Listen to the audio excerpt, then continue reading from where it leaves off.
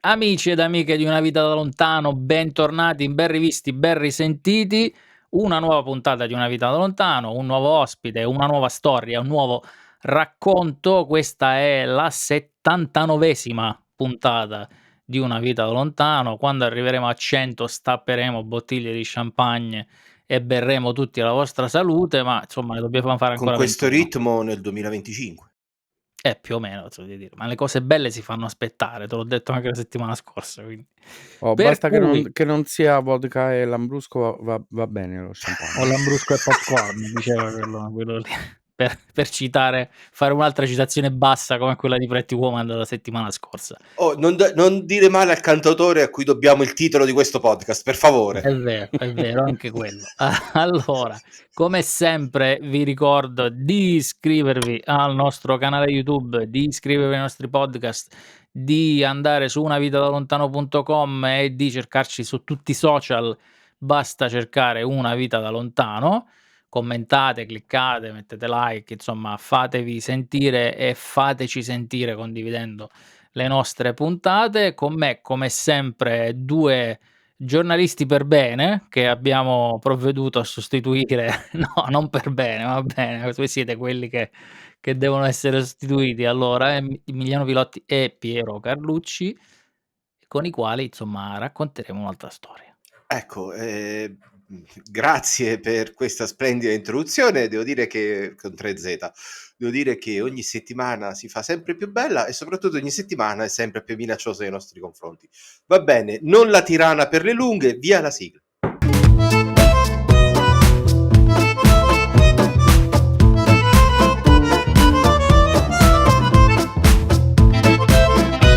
Ciao a tutti, ciao Raffaele, ciao Piero. Allora, io normalmente non mi intrometto se non vengo tirato in ballo nella presentazione di Raffaele, ma oggi me lo sono proprio, come dire, mi è uscito assolutamente. Ma banda alle ciance e ciancia alle bande, presentiamo subito il nostro ospite che già vedo un po' spaesato, nel senso di in un altro paese, di questo inizio un po' ridanciano che... come siamo fuori ritmo, dobbiamo rimettere un po' tutti i meccanismi a posto. Diamo il benvenuto appunto da Tirana, come ha detto, ha preannunciato Piero, Tirana in Albania, a Roberto di Donatantonio. Benvenuto. Buonasera a tutti. Ciao Piero, ciao Raffaele, ciao Emiliano. Benvenuto. Noi abbiamo iniziato in questo modo effettivamente un po' troppo frolloccone, però dopo come ti faremo raccontare, tu in questo momento stai facendo, no, spero di no, in questo momento stai facendo un lavoro serio, è strano casualmente che noi abbiamo a che fare con persone che fanno dei lavori seri, perché sei consulente in un progetto europeo, un progetto legale europeo, quindi intanto sicuramente sarai un avvocato o una cosa del genere. In Italia, nella mia ex vita, sì. Quindi diciamo che sei stato avvocato, hai esercitato, no, giusto per capire con chi abbiamo a che fare. Che ho esercitato 6 mesi dopo l'abilitazione, prima di partire e cominciare a lavorare fuori. Mentre preparavamo diciamo l'inizio, sapete che con gli ospiti gli spieghiamo, allora noi facciamo questo, facciamo quest'altro, eccetera eccetera, ci ha fatto un breve resoconto di tutto il suo percorso, molto interessante, anche devo dire, pure se con un finale come quello di appunto di Tirana, Albania, hai fatto un percorso abbastanza dritto, diciamo così, sulla legge e la legalità, però anche con un po' di deviazioni geografiche. Che senso? Così come la legalità è fatta di leggi che sembrano dritte, però poi sono astruse, e astruso anche il mio percorso, anche se mi ha portato a un punto che è un punto di partenza per il futuro, immagino, che ancora non è un punto d'arrivo. Quindi... i Casino Royale d'altronde dicevano che ogni stop è giusto un altro start. Ecco, se non sei Casino laggato. Royale, per chi non lo sapesse, sono una band che era in auge negli anni 90, mettiamola così, i primi 2000. Amico, hanno appena fatto un altro album, un anno fa, se non ricordo male, quindi in auge piano piano. Non iniziate a lavare i panni sporchi in pubblico qui. No, cominciamo dall'inizio. Sostanzialmente, da dove vieni? Qual è la tua città d'origine per i nostri ascoltatori? Così cominciamo da un punto. Allora, io per mia sfortuna sono compatriota di Piero. Vengo da quindi da Teramo. Di tutti noi. Sì. Quindi di tutti noi, no. Era meglio se tu dicevi da Torricella, allora era proprio Piero, No, io purtroppo 100%. sono teramano di diverse generazioni, anche se mio padre è originario di Montorio al Vomano. Vedi, già c'è una certa differenza. Sì, sono in parte oriundo di qualche 20 chilometri. Vedi? Nel mio sangue scorre il sangue del Montanaro alla fine, capito? Quindi... ci scusiamo con gli ascoltatori per questo inizio un po' così, però ci vuole ogni tanto non... Però adesso vi spieghiamo perché la storia di Roberto e come finisce è assolutamente super interessante. Allora, io... Tra l'altro vieni dai due fiumi più importanti d'Abruzzo, che sono notoriamente il Tordino e il Vomano, perché il Sangro e il Pescara nessuno li considera. Era il Vezzola, però va bene. Vabbè. Sai, un po' di geografia aprutina ti farebbe bene ogni tanto, però era il Tordino e il Vezzola. Non voglio togliere nulla ai miei concittadini. Il Vomano sta un po' più giù. Con la radice montoriese aggiungevi il Vomano, per quello dicevo. Sì, vabbè, ma quella è una radice, insomma. Okay, l'albero si specifica dalle fronde e dai frutti che fa. Al di là di questo. I beg your pardon. Vabbè, niente. Io praticamente mi sono laureato a Teramo in giurisprudenza. Dopo essermi laureato in giurisprudenza mi sono specializzato in diritto internazionale, ovvero in qualcosa che in Italia non posso fare, perché se vuoi trovare un lavoro decente ti conviene andare fuori oppure vivere nelle grandi città. Io ho cominciato a fare prima degli stage all'estero, sono stato stage non pagati. Il primo stage che ho fatto nel corso del primo master che ho fatto è stato in Olanda, all'Aia, dove sono stato al tribunale per i crimini commessi nell'ex Jugoslavia, il tribunale delle Nazioni Unite. Lì ero uno squattrinato senza soldi, sono stato 6 mesi a fare uno stage lì, ospitato da un prete, che era praticamente, questo nel 2000, era il rappresentante della Santa Sede lì in Olanda, era un francescano, una persona molto simpatica, eravamo soltanto io e lui in questa casa dove stavamo. Stavo in una stanza che lui non aveva mai affittato da anni ormai, però l'aveva affittata a me. Io una volta mi sono trovato anche con gli scarafaggi fuori dal cuscino, per dire, no? Questo era che mi camminavo però questa persona mi ha insegnato tutto sul vino quando stavo in Olanda, quindi la mattina io facevo stage partecipando ai vari processi Milosevic, Kristic, così, no? La sera bevevo con lui e lui ricacciava fuori la bottiglia di vino, ricacciava e mi spiegava il vino, mi spiegava il Barolo, che era tenuto in botti fatto da 33 tipi di legni diversi, no? La caratteristica valpurifica. Quindi ho fatto una cultura del vino mentre facevo il mio stage, no? E così ho terminato i 6 mesi allegramente con tra i fumi dell'alcol e i fumi, diciamo, delle carte scritte. Fatto questo, però per andare a fare uno stage lì in quella situazione, in quel processo lì, comunque diciamo così, bisogna, non è che prendono il primo che no, io stavo facendo un master sui crimini internazionali, ho fatto la mia domanda lì, loro avevano possibilità di prendere diverse persone, ovviamente hanno valutato il curriculum, hanno valutato se parlassi un po' di inglese, poi considerando che l'Aia è una città costosa, che lì non ti pagavano niente. Sì, è difficile entrare, ma non è così difficile, perché è molto più difficile entrare dove ti pagano. Quindi dimmi. No, due cose al volo. Cioè, proprio perché mi viene una curiosità immediata riguardo a questo periodo. Tu assistevi alle udienze direttamente? Sì. Come riuscivi con lo stomaco da quei racconti? Appunto ci voleva il vino proprio per quello. Alla fine dell'udienza.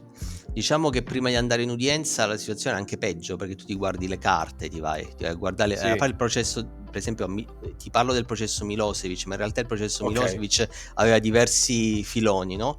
E tu ti guardi praticamente i vari filoni che raccontavano delle diverse cose, e ognuno aveva un compito particolare. Io praticamente avevo il compito di leggermi le testimonianze delle vittime per cercare dei materiali che potessero essere a favore dell'accusato, perché poi se trovavi questi materiali li dovevi praticamente dare all'accusato. Io lavoravo dalla parte della procura, c'ho anche una foto con la Del Ponte come stagista, ovviamente, e ovviamente lì ti rendi conto di molte cose di cui non ti rendi conto quando guardi la TV, anche perché all'epoca c'era internet ma non era particolarmente diffuso, quindi cominci a vedere la parte relativa, non so, al bombardamento dell'ospedale a Vukovar, oppure al bombardamento di Dubrovnik, la descrizione, come è avvenuto, qual è la catena di comando, parti da una descrizione generale degli eventi, fino che poi li ricostituisci per inferenza, perché leggi le testimonianze e quindi lì ti ricostruisci. Non è come la notizia giornalistica e poi lì ti ricostruisci al contrario, no? Quindi ti devi fare un po' di stomaco, sì, però non è mai come lo stomaco che mi sono dovuto fare col primo lavoro che ho svolto in Kosovo, perché poi io nel 2005, a febbraio 2005, sono andato a lavorare con l'Organizzazione per la Sicurezza e la Cooperazione Europa in Kosovo, con l'OSCE. Lì in Kosovo, dopo la guerra, era stata istituita una missione delle Nazioni Unite che di fatto si chiama UNMIK, che di fatto faceva le funzioni dello Stato, perché doveva ricostruire tutto, e l'OSCE era in qualche modo il watchdog, cioè il guardiano dell'attività che le Nazioni Unite svolgevano lì nel settore della giustizia, perché c'erano giudici e procuratori internazionali che avevano competenza su crimini di guerra, crimini interetnici ed altri casi particolari, e l'OSCE, tra cui io, aveva il compito di monitorare questi casi. E come si svolgeva il monitoraggio? Il monitoraggio si svolgeva che tu andavi nel tribunale, prendevi il fascicolo, ovviamente in albanese, questo fascicolo ti veniva tradotto, e dovevi vedere se quello che facevano sia i giudici delle Nazioni Unite sia i giudici locali, affiancati a quelle Nazioni Unite, così come i procuratori, lavorassero in modo consono. E se nel caso in cui non lo facessero, tu scrivevi dei rapporti interni che potevano anche diventare pubblici, con delle raccomandazioni. E lì era la cosa più brutta, perché prendendo il fascicolo, tu quando prendevi un fascicolo per esempio di un crimine di guerra, di omicidio, ti aprivi il fascicolo e spesso ti vedevi le foto delle persone che erano state uccise. E io mi ricordo c'era stato un caso un caso particolare pubblico, che era il famoso caso Kicina, dove praticamente 5 membri di una famiglia erano stati assaltati a un ponte, erano morti tutti, si era salvata soltanto la ragazzina di 7 anni, e questa aveva visto cose indicibili che le accadevano attorno a sé quando la macchina veniva crivellata di colpi. E io aprendo il fascicolo mi sono visto e lì proprio ti rendi conto proprio della bruttezza della morte e della cattiveria degli esseri umani. E la mia maledizione è che sono stato in Kosovo per ben 13 anni, dal 2005 al 2018. Quindi ho cominciato prima a lavorare nell'OSCE sul monitoraggio dei casi penali, poi ho diretto l'unità che si occupava di questo. Poi quando il Kosovo si è dichiarato indipendente, praticamente è arrivata la missione dell'Unione Europea, che ha preso le competenze delle Nazioni Unite nel settore penale, quindi non c'erano più giudici delle Nazioni Unite ma giudici europei, a cui le Nazioni Unite avevano trasferito praticamente i casi, e io mi sono trovato a lavorare col capo dei procuratori dell'Unione Europea, quindi a lavorare su parti di quei casi che avevo precedentemente in qualche modo monitorato.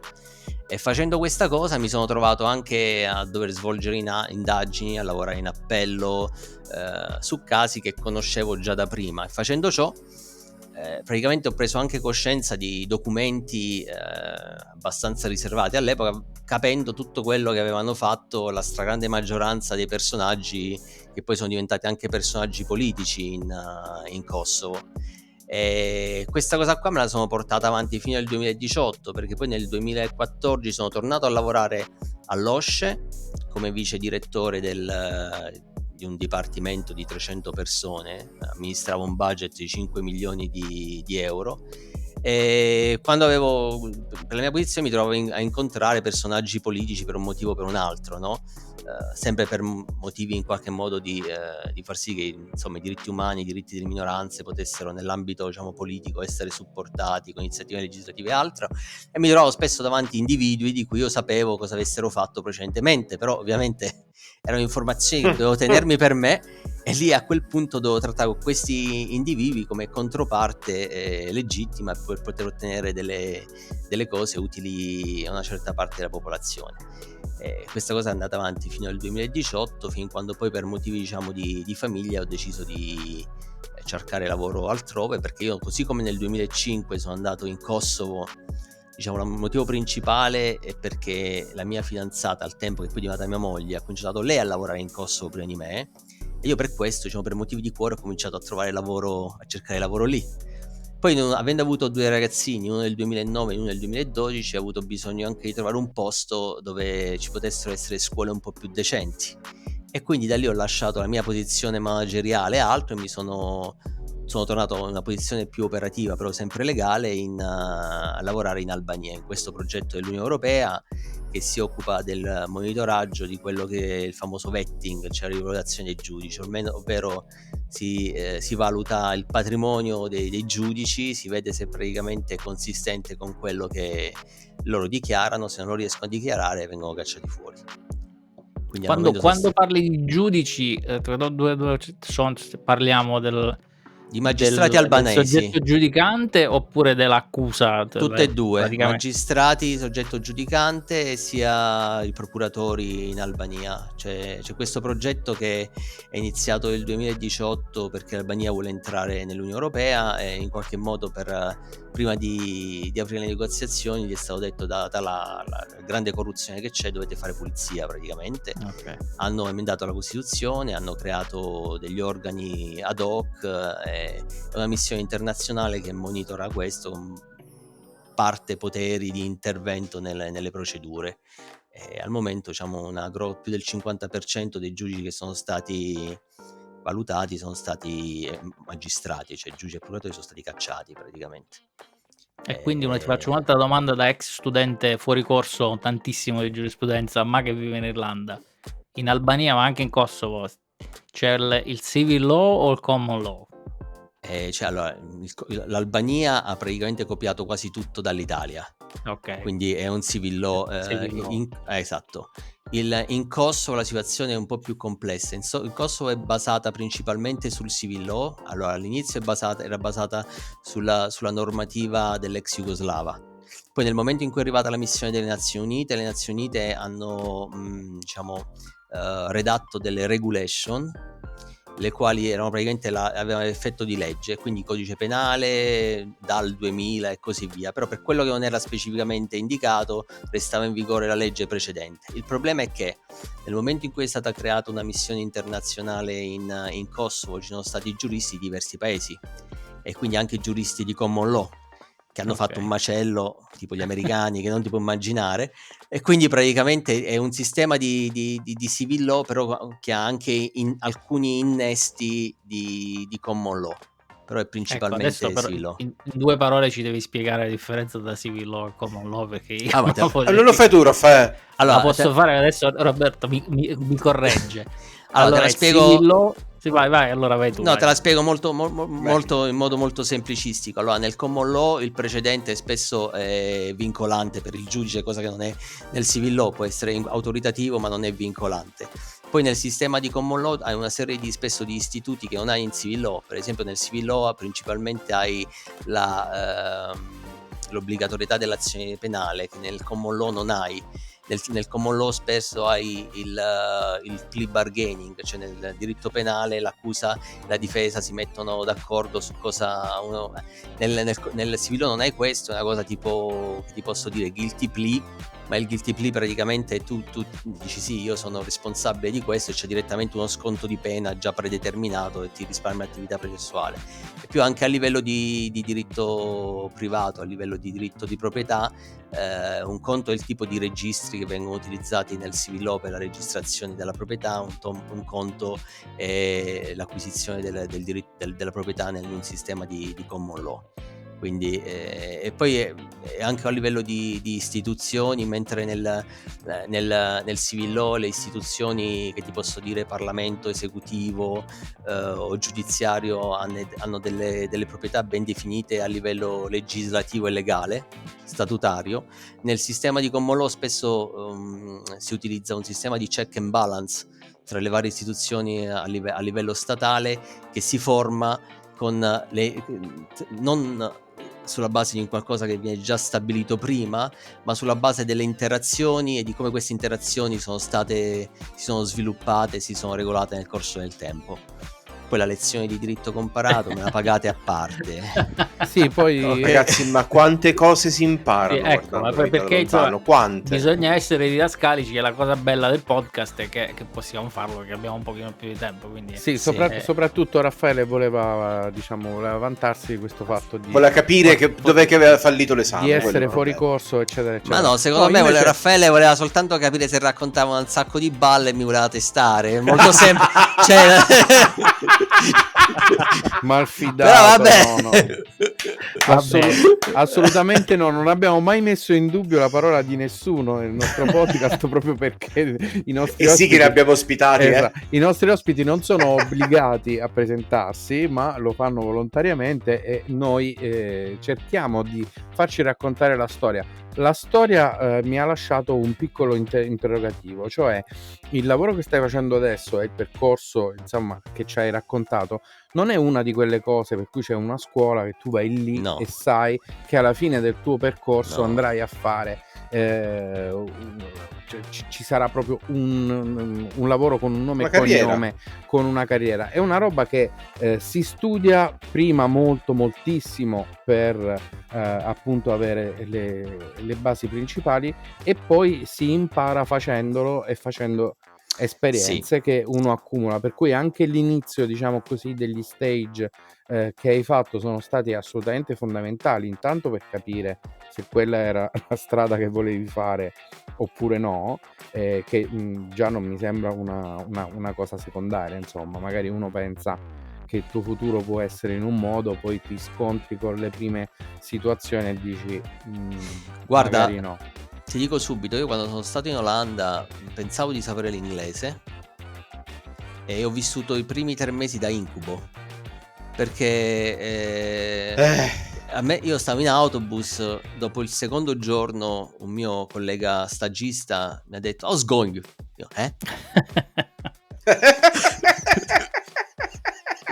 perché scolasticamente ti insegnano a dire "How do you do? How are you? How's going?" Io non riuscivo, questo tra l'altro era irlandese, quindi allora, avevamo capito. sono stato tipo 5 minuti da panico, no? Prima di capire che lui mi avesse chiesto come sta, e quindi a quel punto mi sono reso conto che non capivo una mazza, cosa confermata dall'induction training, cioè il training introduttivo che mi hanno fatto, che ci hanno spiegato su uno schermo gigante come funzionasse il computer, e io ho capito il 20% di quello che loro mi stessero spiegando, no? Al che praticamente ho capito che dovevo prendermi un vocabolario. La mattina io quello che facevo, siccome non c'era il traduttore di Google, se dovevo dire delle cose mi facevo una lista di parole e mi predeterminavo praticamente le frasi, i possibili esiti. E io per 3 mesi ho avuto il terrore di questo. Poi mi hanno dato dei documenti da leggere, fortuna che a livello di lettura era molto meglio di a livello parlato. Però ho avuto 3 mesi che sono stati, io pensavo di sapere l'inglese, sono stati da incubo, 3 mesi su 6, no? E tu pensi, in questi 3 mesi su 6 non potevo fare niente, non potevo nemmeno, come si dice le parti nostre, provarci a cimentare delle ragazze, perché non sapevo parlare in inglese. Cioè sono andato, mi ricordo che con una ragazza con cui volevo far colpo, all'epoca mia moglie la conoscevo come ragazza, ci eravamo lasciati e ci siamo rimessi dopo, quindi ero libero in quel periodo lì. Io ho portato questa ragazza, taglia questa parte, Raffaele. Questa ragazza colombiana molto bella, che adesso lavora all'AIA, la sono andato pure a trovare recentemente, c'ha una famiglia con 3 figli, quindi è tutto quanto. L'ho portata per far colpo a vedere il film Dragon, che sarebbe il seguito del Silenzio degli Innocenti, e io di sto film ho capito all'epoca il 15%, perché in inglese senza i sottotitoli. No, i sottotitoli ci stavano, però erano in olandese. Ma in olandese? Sì, perché Madonna. il film era in inglese col sottotitolo in olandese. Quindi, cioè, questa era stata la mia vita i primi 3 mesi ed ero ben felice di stare con sto prete che mi parlava praticamente italiano. Quando lo vedevo, almeno avevo un po' di respiro, in qualche modo mi facevo dire delle varie, insomma, le chicche sull'Olanda e sulle varie cose. Quindi così, poi in realtà te l'ho detto, cominciando a lavorare, inizio a lavorare con una visione un po' idealistica di quello che tu fai. Io avevo una visione molto idealistica dei diritti umani, una concezione molto elevata di coloro che lavorassero nelle organizzazioni internazionali, Nazioni Unite, Unione Europea, OSCE o altro. Poi in realtà è un posto di lavoro come un altro, nel senso trovi gli imbecilli, trovi le persone molto in gamba, trovi i fancazzisti e trovi quelli che fanno magari gli interessi dei propri governi, o magari trovi quelli che fanno veramente l'interesse dei diritti umani. E adesso ti racconto un aneddoto per capire una cosa molto interessante su cosa. Noi quando lavoravo all'OSCE nel 2006 avevamo monitorato dei casi di interferenza di alti ufficiali delle Nazioni Unite in processi, in indagini a carico di persone abbastanza importanti in Kosovo. La questione era, cioè il background qual era? Che c'erano delle situazioni in Kosovo dove si voleva, diciamo, proteggere dei signorotti locali che erano in grado di mantenere la calma e la quiete, quindi non li si voleva toccare con determinate indagini, anche quando c'erano tentati omicidi o altro, per mantenere la pax mafiosa in determinate aree, no? E noi dell'OSCE eravamo riusciti all'epoca a trovare documenti di queste interferenze, email o altro, no? E io avevo scritto un report. All'epoca questi report uscivano con cadenza mensile, erano report pubblici. E all'epoca il direttore del mio dipartimento era un americano, il quale non voleva che io pubblicassi sto report. E quindi sto report è stato messo a bagnomaria. Se non che a un certo punto sto direttore va in vacanza, un mese, e il vice direttore era praticamente uno spagnolo / colombiano, molto in gamba, e adesso tra l'altro lui lavora per la Commissione Europea, a un posto molto alto, e non farò il nome, però è una persona veramente in gamba. E io ci andai a parlare con questo vice direttore, se senti, io ho prodotto sta cosa qua, a me non mi sembra giusto che non venga pubblicato, perché insomma le persone devono sapere che anche ci sono stemme le marce, no? E questo mi ha detto, sai, tanto lui non ci sta, sono io acting, lo pubblichiamo.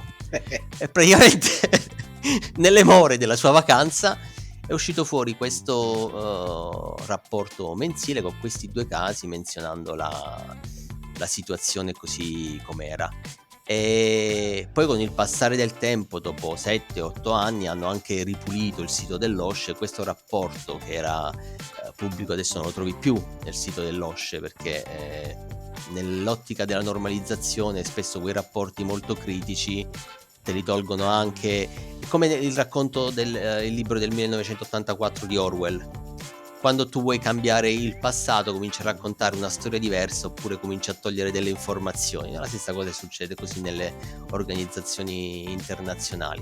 Però per dirti, questa persona spagnola, colombiana, è stata un esempio per me, che mi sono portato sempre dietro quando poi ho svolto, diciamo, funzioni più importanti. E tra l'altro mi ricordo ricevetti una visita, allora stavo all'OSCE, di un team dell'Unione Europea che doveva pianificare la missione dell'Unione Europea che sarebbe arrivata dopo, e questi volevano sapere di sti casi, e io gliene ho parlati a sto team, e praticamente quelli sono rimasti talmente impressionati da me che poi mi hanno selezionato per andare a lavorare con loro.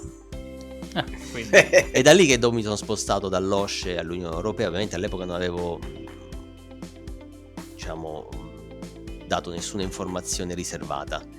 Poi però, lavorando in un'altra istituzione, io mi sono trovato ad avere una conoscenza, un background, che io sapevo dove prendere le informazioni che mi servivano senza rivelare le fonti, no? E quindi, diciamo, ho svolto il lavoro che avrei dovuto svolgere nel migliore delle situazioni. Anche se ti devo dire, io sto sempre alla ricerca nel lavoro che faccio del perché io faccio questo tipo di lavoro. mo al di là della parte economica, che sì, mi pagano meglio che se fossi stato in Italia, però non c'ho nessuna pensione, non c'ho nulla per il futuro, per i miei contratti sono sempre annuali. Io ogni volta mi devo comunque motivare e devo capire perché sto facendo un certo tipo di lavoro. Se mi va via la motivazione, io quel lavoro non lo lascio. E adesso certo avrei più difficoltà perché ho dei ragazzini da crescere, una famiglia e altro, però io in tutti i miei anni di esperienza in Kosovo, se c'è stato un motivo perché sono stato lì, è stato per un caso su cui ho lavorato, uno soltanto, e non è stato un caso di condanna, ma è stato un caso di assoluzione. C'era praticamente un poliziotto locale, un tenente colonnello, e lo posso dire il nome questo qua perché tanto la storia sua è pubblica, Reja Tiseni, e questo qui praticamente era stato accusato dai suoi colleghi poliziotti kosovari di tratta degli esseri umani, cioè dello sfruttamento della prostituzione di una minorenne. In realtà questa è stata tutta un'invenzione dei suoi colleghi nei suoi confronti, perché lui collaborava con le Nazioni Unite a portare via le mele marce dal suo dipartimento, quindi gli avevo costruito praticamente un caso ad hoc che non era quello che doveva essere, e lo hanno una sezione affari interni al contrario. Esatto, bravo. E praticamente l'avevamo condannato a 8 anni. Se non che noi abbiamo preso il caso perché c'era questo potere che avevamo in qualche modo stando all'Unione Europea con dei poteri esecutivi, e abbiamo analizzato tutto quanto il caso, insomma, va a vedere il log delle intercettazioni, non c'era stata nessuna telefonata. Alla fine siamo riusciti a farlo scarcerare, praticamente ridare la libertà a una persona che tu sai che è stato condannato a 8 anni ingiustamente, non ti ripaga mai di più rispetto a mandare dentro il peggior criminale che tu possa conoscere. Soltanto per questa cosa qui io ritengo che l'esperienza che ho avuto in Kosovo sia un'esperienza che abbia avuto un valore in quei 12 anni, 10 anni. Non riesco a trovare nulla di più comparabile alla soddisfazione che c'è stata in quella situazione lì. Tutte le altre cose sono chiacchiere. Poi infatti mi sono trovato a lavorare su progetti, su training, ma alla fine sì, sono utili, però non ti danno mai la soddisfazione quando quella di influire positivamente sulla vita di qualcuno.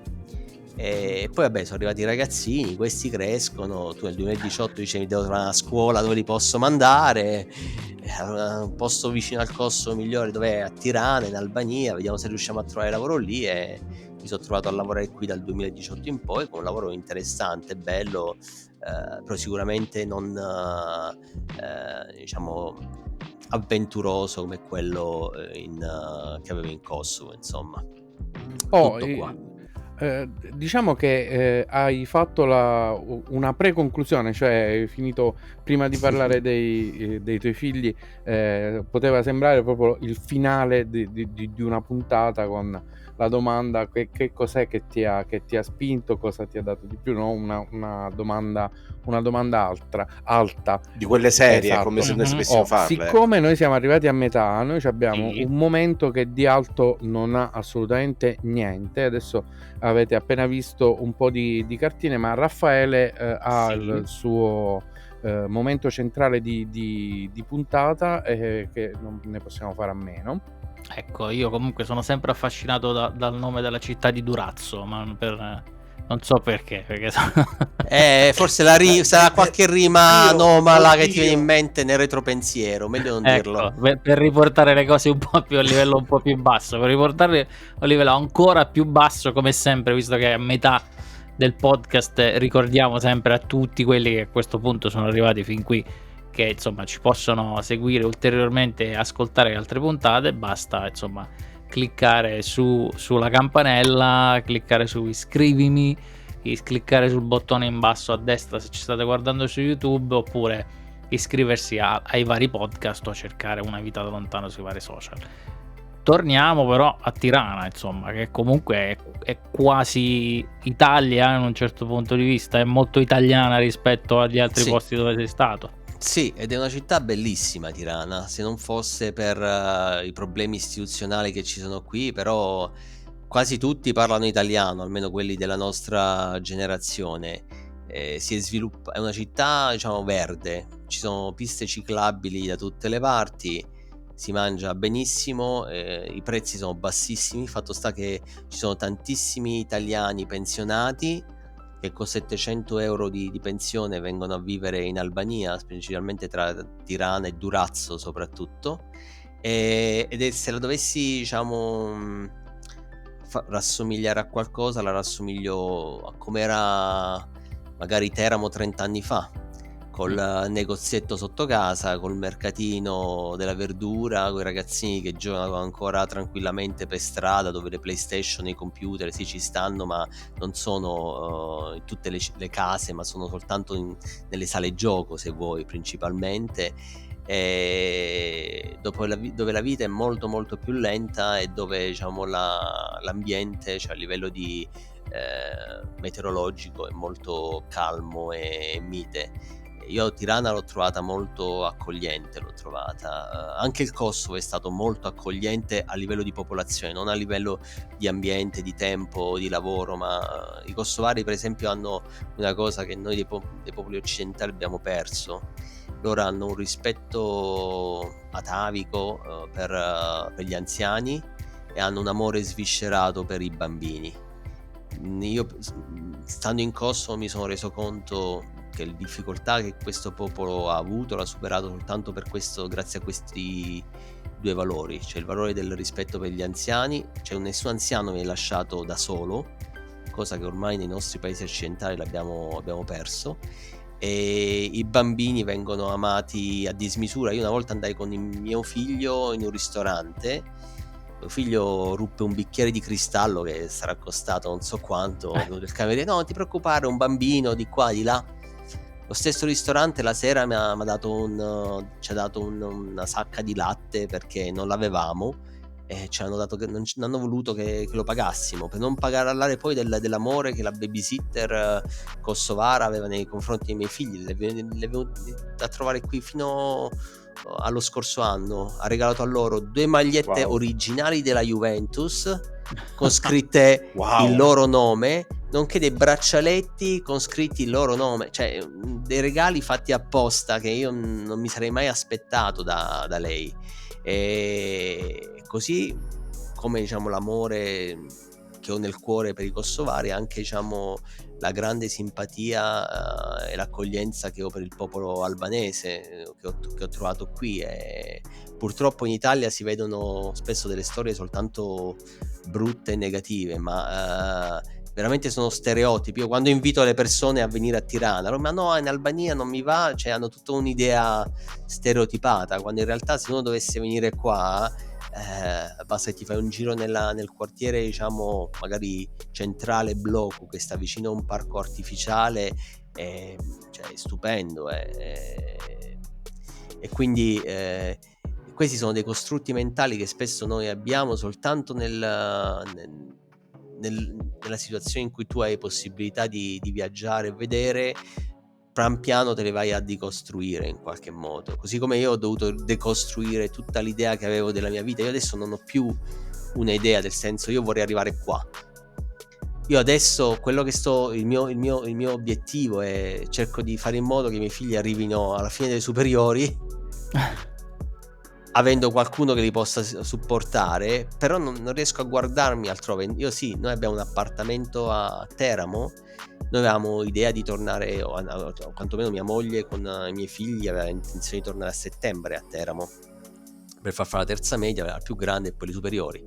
Se non che mia moglie adesso ad agosto ha trovato un lavoro a Varsavia, in Polonia, che con un'agenzia dell'Unione Europea ha 9 mesi di prova, poi un contratto di 5 anni, un altro contratto di 5 anni e poi forse un contratto a tempo indeterminato. Quindi cosa è successo? Ci siamo fisicamente separati, i ragazzi stanno con me da Tirana, quindi io faccio papà e lavoro, e faccio una vita che non ti dico a che ora mi alzo la mattina per preparare il pranzo, poi andare in ufficio, poi andare a riprenderli cioè una cosa allucinante con due. E mia moglie sta a Varsavia, viene una volta ogni 3-4 settimane perché può lavorare in parte da casa, e poi vedremo l'anno prossimo, fra 2 anni ci sposteremo tutti quanti a Varsavia. Vediamo che succede. Però se io l'ho detto a mia mamma, ai miei genitori, mia madre è anziana, sta cosa non la capisce, come la maggioranza dei nostri genitori a terra, ma no, che fa, perché Polonia di qua, Albania dall'altra parte, cioè non è tipo è Teramo l'Aquila, capisci? Anche E se i Tirana tempi, Varsavia. anche se i tempi sono cambiati, ricordiamo che abbiamo una compagnia aerea europea che ufficiosamente è sostanzialmente una compagnia di autobus locali in tutto il continente, Sì. e sappiamo tutti a chi mi riferisco. Io ho tre... No, stai parlando di Ryanair, se vuole sponsorizzarci noi siamo aperti a qualsiasi, quindi Non lo so, io li ho Ryanair. sempre... Soprattutto dopo quello che sto per dire, ci sponsorizzeranno subito. Quei maledetti che mi hanno tolto il volo per Pescara. Volevo dire che Scusate. li ho sempre visti un po' rissosi, quindi piano con le parole. Ecco, io ho tre spunti, diciamo, tre cose che mi sono venute in mente. Sicuramente non potremo approfondirle tutte e tre. La prima è come, diciamo così, se qualcuno volesse fare un tipo di lavoro simile al tuo, o con appunto questo tipo di rapporto con la legge, con il diritto internazionale e con le istituzioni sia europee che altre internazionali, come dovrebbe fare, ma questo già mi immagino che è un argomentone. Il secondo argomento è appunto voi come famiglia, tu come persona, genitore e padre, come ti vedi nello stare in un paese piuttosto che un altro, se hai iniziato a rispondere. La priorità mi pare di capire Sì. che è quella appunto della scuola dei figli, e se secondo te il fatto di vivere in un ambiente che comunque è internazionale, perché siete all'estero, loro sono in parte italiani ma hanno vissuto principalmente all'estero, hai a che fare sicuramente con altri colleghi stranieri e loro vivono in un ambiente culturale aperto e in cui ci sono degli influssi di varie situazioni, di varie nazionalità. Che tipo di, diciamo così, di vita stanno facendo, di educazione stanno ricevendo? Sì. Allora, ti parto dai miei figli. Allora, il figlio più grande, lui è italiano, ma si sente apolide, nel senso che tu dici tu cosa ti senti, lui si sente molto kosovaro e albanese, perché lui ha avuto la sua infanzia in Kosovo.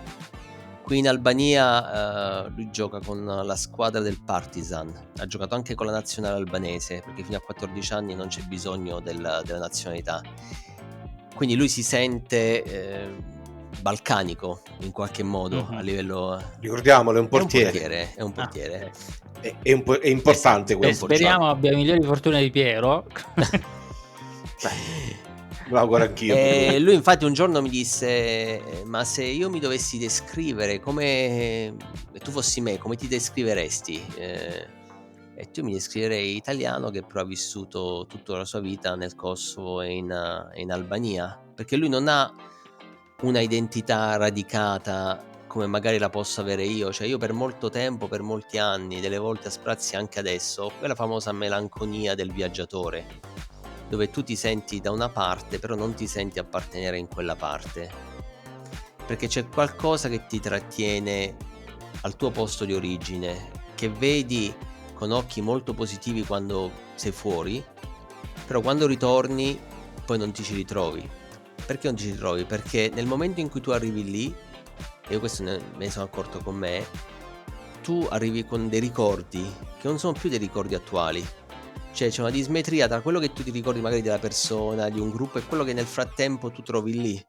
Quindi non riesci mai a riempire questo gap mnemonico proprio per questa vita che fai.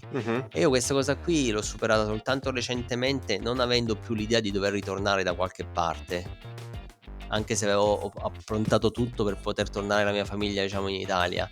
E quindi ho creato una sorta di vuoto. Io sono adesso svuotato interiormente, no? E essendo svuotato interiormente, guardo al futuro soltanto, diciamo, momento per momento, con un po' di fatalità, con un po' di non so, di speranza in qualche modo.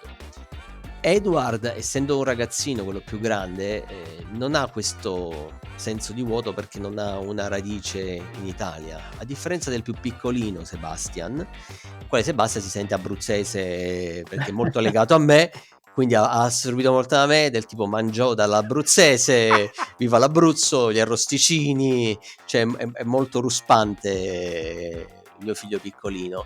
E nel momento in cui hanno saputo che avremmo avuto questo ennesimo cambio, il piccolino Sebastian si è messo a piangere perché avrebbe voluto rivedere, perché loro sono stati un anno a Teramo a scuola, uno facendo la prima media, uno facendo la terza elementare, che è stato l'anno del Covid. Li ho fatti andare in Italia perché ho detto in Albania è meglio insomma evitare che stiano qui. E hanno avuto degli amici, quindi Sebastian ha pianto perché avrebbe voluto ritrovare i suoi amici in quinta elementare qui. Ha pianto parecchio, ti odio di qua di là. Edward ha avuto uno scatto un po' di così, però ha avuto si è premunito. Quello che ha fatto, lui stava nella chat di gruppo dei suoi amici della prima media. Lui da un momento all'altro ha detto: ragazzi, non torno più a Teramo, ciao, boom, ha abbandonato il gruppo.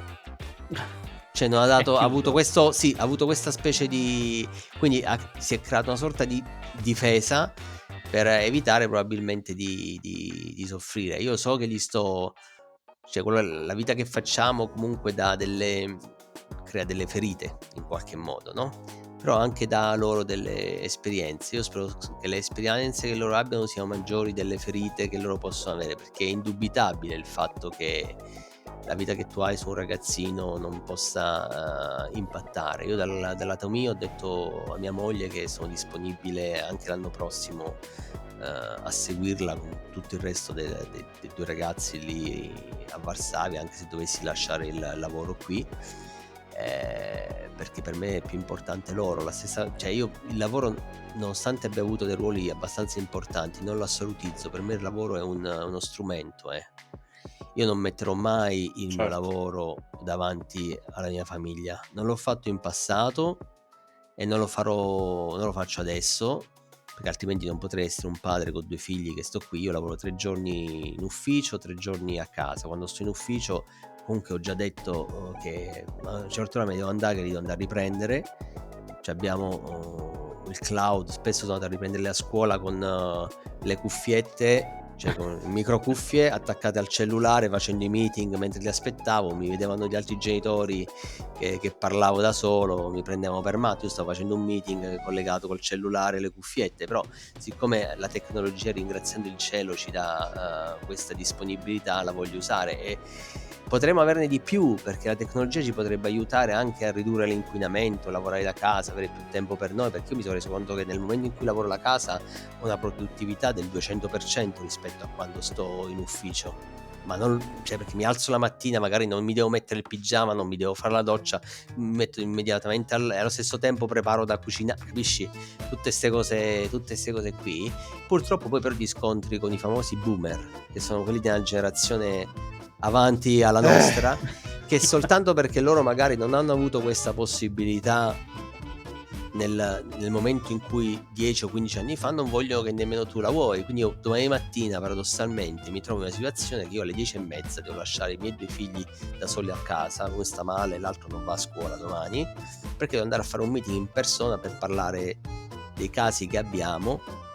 E sto meeting in mezz'ora si esaurisce, cosa che io posso fare tranquillamente davanti a un computer. Mo mi trovo a prendere la macchina, a inquinare, a perdere 1 ora e mezzo di tempo per un meeting in mezz'ora che si poteva fare online. Perché? Perché io le faccia a faccia. Allora a me ste cose mi fanno un po' girare le palle, lo dico anche contro il mio interesse se qualcuno va a questo podcast, però è la pura verità. Tu ti rendi conto che così come in un ambiente nostro, dove ci dovrebbe essere persone assennate e intelligenti, ci sono questi approcci al modo in cui lavori, immagini di strutture magari all'interno della pubblica amministrazione italiana o in altri posti dove le persone non sono pronte a svecchiare soltanto perché loro non hanno avuto sta possibilità e non vogliono svecchiare perché nel loro retropensiero dicono: perché io ho avuto una vita un po' più dura, la devo rendere più semplice a quello che viene dopo? E allora no, perché perché questa è fondamentalmente in gettone la psicologia spicciola che tu trovi spesso in molti ambienti di lavoro, che io ho aberrato sin dall'inizio. Io quando andavo all'OSCE c'avevo 300 persone sotto di me, ma se uno doveva tornarsene a casa, che c'aveva il figlio, dice vabbè vattene a casa, manco gli facevo fare la richiesta ufficiale, ho detto se devi fare un lavoro fammelo, me lo porti domani, te lo fai stanotte, quando ti pare. Io mi ricordo quando stavo lavorando a Gilano, il mio primo lavoro internazionale che ho fatto, io avevo un traduttore, un albanese, che è il miglior linguista che io abbia mai conosciuto, si chiamava Mentor, si chiamava. Questo, allora, il traduttore all'epoca dovevamo tradurre tipo 6 pagine in formato A4 al giorno, questo me ne faceva 30. Cioè, era una bestia, era, no? Wow. Però questo c'era un problema, questo d'estate doveva andare a suonare il clarinetto ai matrimoni. Perché era lì che guadagnava. No, perché gli albanesi kosovari si sposavano tutti quanti d'estate e questo doveva suonare il clarinetto, doveva suonare. Una sorta di gatto nero, gatto bianco. E poi esatto, diciamolo, come dicevano gli Elio, scusami, apro una parentesi, la musica balcanica dopo un po'... io dico che sono stato tanto flessibile con sto ragazzo, che questo alla fine mi ha prodotto il 3000% di quello che gli altri mi producevano. Sì, perché era contento, e quindi le cose le faceva anche di notte, le faceva, per dirti, e sta cosa mi ha fatto molto riflettere rispetto a qualcuno che ci viene in ufficio a mettere il culo dietro una scrivania che ti voglio vedere lì, e magari uno sta a giocare a Minecraft o non so, Diamond, se vedi su Facebook. Vabbè, non è Facebook, no, però nel senso, purtroppo spesso è la nostra mentalità che ci porta ad avere la vita più difficile rispetto come potrebbe essere. O c'è anche purtroppo poi i cattivi esempi, perché poi come dici tu, sono tante persone che producono molto in situazioni di flessibilità, e ce ne sono altre che invece sono completamente incapaci, e siccome sono improduttive da una parte e dall'altra, forse una pubblica amministrazione ancora di più, per cui poi dopo il pubblico si fida poco del fatto che qualcuno nella pubblica amministrazione abbia un lavoro flessibile, forse, ma quello io volevo anche se il nuovo volevo fare una considerazione, diciamo, tra un lavoro in ufficio medio, tra lo stare a casa e lavorare in remoto e lavorare in ufficio, e volevo fare il parallelismo tra il tuo ruolo, diciamo così, che non può essere fatto da un altro paese, tu devi stare lì in Albania per fare questo tipo di lavoro. In questo caso non può essere fatto da remoto dall'Italia, comunque bisogna stare sul posto, anche per se le carte, per certe cose devono essere assolutamente fatte di persona, e il problema è quando non si riconosce la priorità, cioè quali sono le cose che veramente devono essere fatte e quelle che invece possono essere fatte in un altro modo. Questo è vero, però ti dico che io ho tutto quanto sul cloud.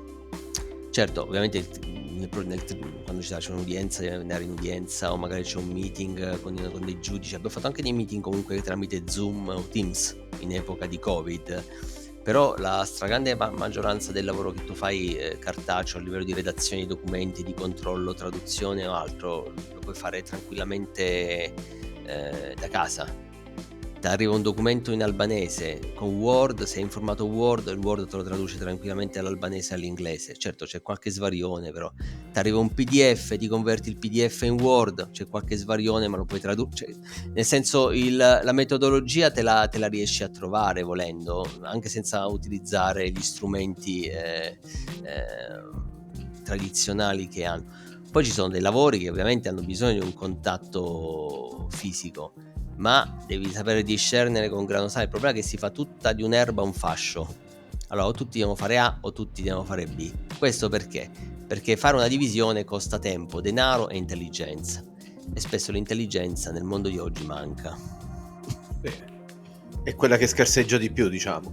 Vabbè, diciamo che ti annunciamo con gioia che sei anche tu nel club di coloro che riceveranno la maglietta "sono riuscito a sopravvivere a un altro meeting", che poteva essere un'email, ma anche un messaggio di Slack, mettiamolo così. Sì, in aggiunta a questo volevo farti invece una domanda, che è una citazione che mi viene in mente spesso, soprattutto quando ho vissuto per poco tempo io nei Balcani, perché sono solo 7 mesi in Bulgaria. Ma c'è uno dei giornalisti che amo di più italiano, che tra l'altro è un giornalista sportivo, Sergio Tauciar, che descrive sempre i Balcani come non un luogo geografico, ma uno stato dell'anima dove coloro che lo sentono sono disposti a giocarsi tutto anche in un singolo giorno. Con tutti gli anni di esperienza che hai vissuto sui Balcani, ci rivedi qualcosa di vero in questa situazione? Ci vedo mio figlio, quello più grande, nel senso che, come ti ho detto, lui sente molto l'appartenenza al Kosovo e all'Albania, e se lui potesse non si allontanerebbe dall'Albania in qualche modo.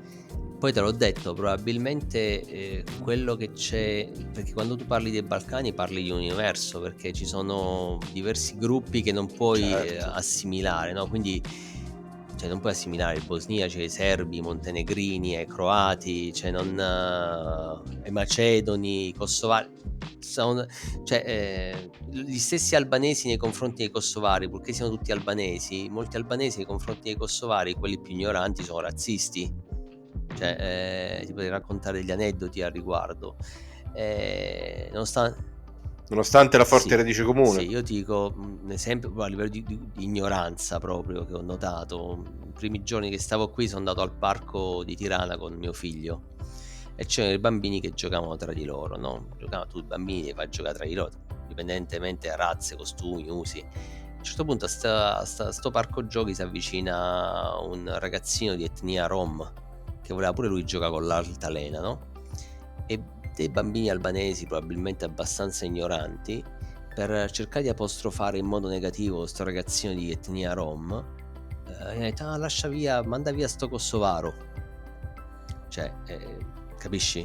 Ragazzini 7-8 anni che danno il kosovaro ad un ragazzino di etnia rom, ma nel senso glielo danno per dare un tono dispregiativo. Questo ti fa capire, nell'ambito della bassa cultura albanese, dove ci sono anche persone ignoranti, fortuna non tutti sono così. È una doppia bassezza. Quindi questa, però come dico, e quindi nonostante la differenza, quello che tu ti puoi riferire è uno stato dell'anima, ma lo stato dell'anima è probabilmente dovuto al fatto che qui tu spesso trovi dei posti che sono geograficamente, cioè a livello di vita indietro di 20-30 anni, come eravamo noi in Italia. Quindi quella malinconia che io adesso ho, che poi è una malinconia del ricordo di alcune cose che furono, è quella malinconia che tu vivi andando via da qui, perché se tu vai via da qui magari vai in una città europea più caotica, più frenetica, e ti manca in qualche modo la lentezza del vivere magari in Albania, o nel vivere a Tirana, o nel vivere... Cioè qui tu vai, lavori tranquillamente in bicicletta, ti prendi la pausa caffè se te la vuoi prendere, c'è tutto un ritmo molto più lento, con tutti i vantaggi e tutti gli svantaggi, no? Ma anche quando tu parli con le persone qui, a parte che gli italiani vengono visti benissimo in Albania, cioè fanno di tutto per aiutarti. Io sono stato male una notte, ho avuto un blocco intestinale, sono stato molto male, e mi hanno dovuto portare, allora non sono andato all'ospedale privato, perché l'ospedale privato, che costa tanti soldi, praticamente poi a livello di emergenza di notte non hai medici, quindi manda in quello pubblico. Quindi abbiamo chiamato direttamente l'ambulanza del servizio pubblico, e con me è venuta mia moglie, è venuta la mia padrona di casa, il marito della padrona di casa è rimasto a casa mia a dormire con i miei figli. Questo già per farti capire la mentalità albanese com'è accogliente, no? Ecco, siamo arrivati in ospedale. Allora in ospedale praticamente siamo arrivati, mi hanno messo l'ospedale di Tirana, quello traumatico pubblico, mi hanno messo nella stanzina migliore che avevano, che nonostante questa aveva già le coperte utilizzate, le lenzuola, perché avevano scarsità di mezzi. Mi hanno fatto, con i pochi mezzi che avevano, alle 2 di notte la TAC, la lastra, poi mi dovevano fare, scusate il termine, un cristere, ma non avevano il materiale, cioè manco la carta igienica ci avevano. Fatto sta che sono dovuta andare, la signora, la mia padrona di casa, è dovuta andare a cercare una farmacia di notte a prendere il materiale necessario per l'ospedale. Cioè questo per dirti che gli ospedali pubblici a Tirana spesso mancano delle cose necessarie. Quando devono mettere i bambini in incubatrice, ci sono state delle situazioni che hanno dovuto metterli con le bottiglie d'acqua calda, che erano le incubatrici, capito? E però questi hanno fatto di Wow. tutto per cercarmi di tirarmi su, e alla fine ci sono riusciti, nonostante i pochi mezzi, capisci? Quindi questo ti fa capire anche l'attenzione che hanno nei confronti di te per farti stare. Mio figlio si è rotto 2 volte le dita giocando a calcio qui, l'hanno trattato al meglio che l'hanno potuto trattare all'ospedale traumatico, perché poi il problema è che noi abbiamo i medici buoni italiani che vanno fuori a lavorare, e anche gli infermieri, perché Sì. i medici e gli infermieri buoni di Tirana vanno in Italia, i sì. migliori. Quindi a Tirana Certo. rimangono quelli che non hanno avuto i contatti, o quelli, capito, che non per un motivo o l'altro non se lo sono potuti permettere. Nonostante a Tirana ci sia una università di medicina, la Nostra Signora del Buon Consiglio, che è praticamente consorziata con Tor Vergata, dove entrare è molto più semplice rispetto in Italia, Sì. perché non hanno né gli esami di statistica oppure di cultura generale, e quindi Non hanno il numero sì, chiuso, però immagino. conta molto a parte il test che tu fai, il voto degli ultimi 4 anni. Sì.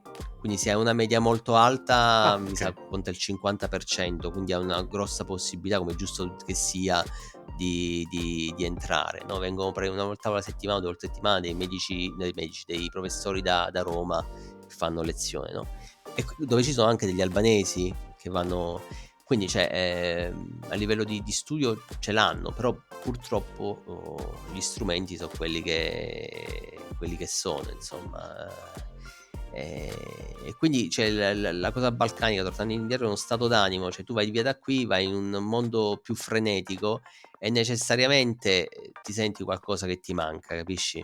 E probabilmente sarà quel qualcosa che mi manca nel momento in cui anch'io mi trasferirò, se mi trasferirò a Varsavia o un'altra capitale europea più veloce rispetto a quella dei Balcani. Però dico, tu tieni conto che una civiltà si misura, secondo me alcuni dicevano si misura dal modo in cui tratti le carceri, cioè la situazione delle carceri. In realtà una società tu la misuri dal modo in cui tu tratti gli anziani e tratti i ragazzi, dove per trattare i ragazzi si intende anche il tipo di educazione che hai, l'istruzione, l'università, perché quello è il futuro, cosa che purtroppo i nostri politici non guardano, perché hanno soltanto un arco temporale limitato a quello della loro legislatura. Loro non gliene frega niente di quello che accadrà fra 30 anni, 35 anni. Io spesso mi sento in colpa di aver avuto dei bambini che vivono in un mondo che noi abbiamo contribuito a mandare al macero praticamente.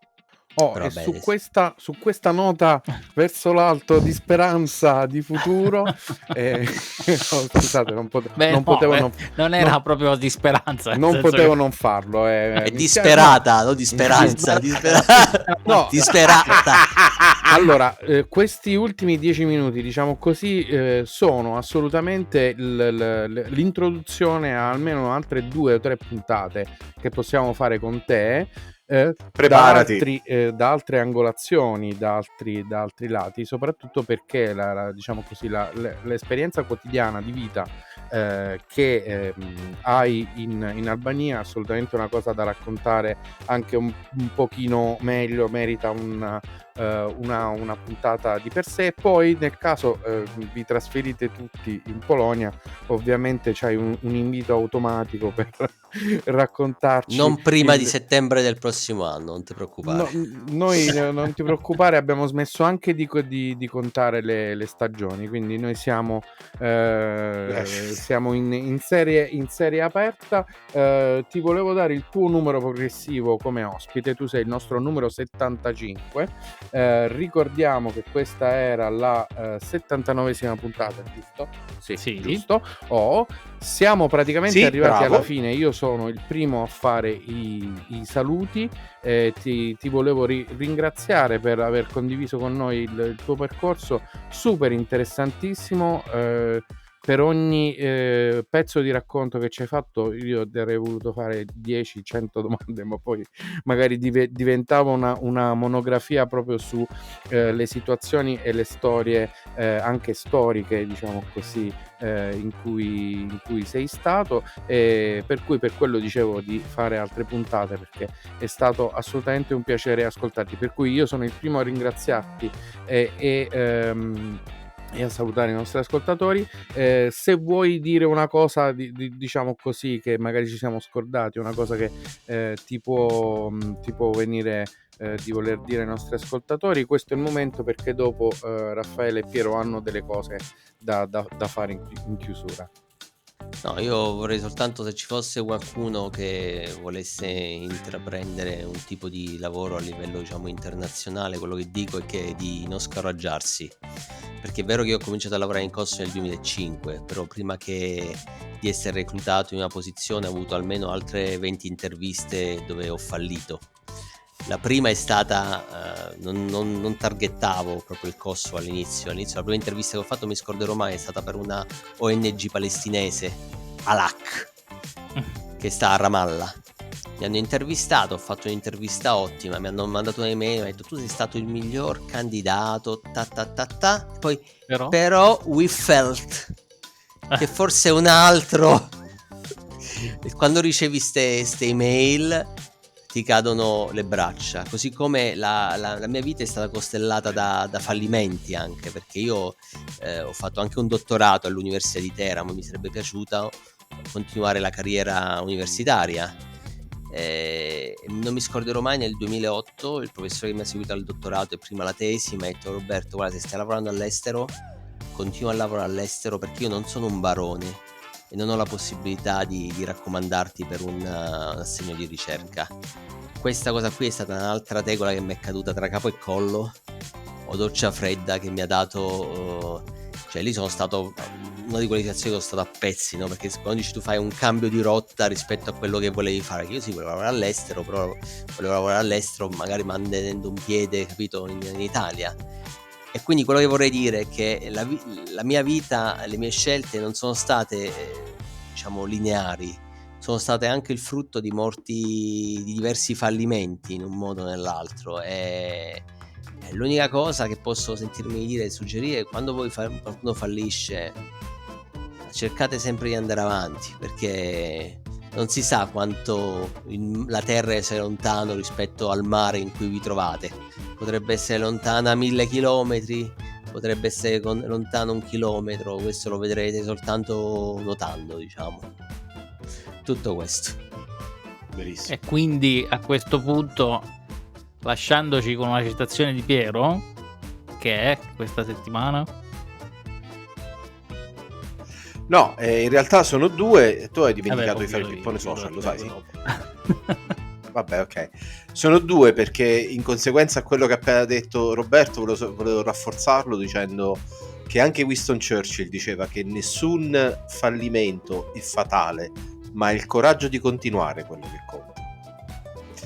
Invece, la citazione sul viaggio che vi regaliamo in questa, a chiusura di questa 79esima puntata, viene da Rosa Luxemburg e dice: chi non si muove non può rendersi conto delle proprie catene. Con questa citazione io e i miei amici per bene salutiamo e vi rimandiamo alla prossima puntata.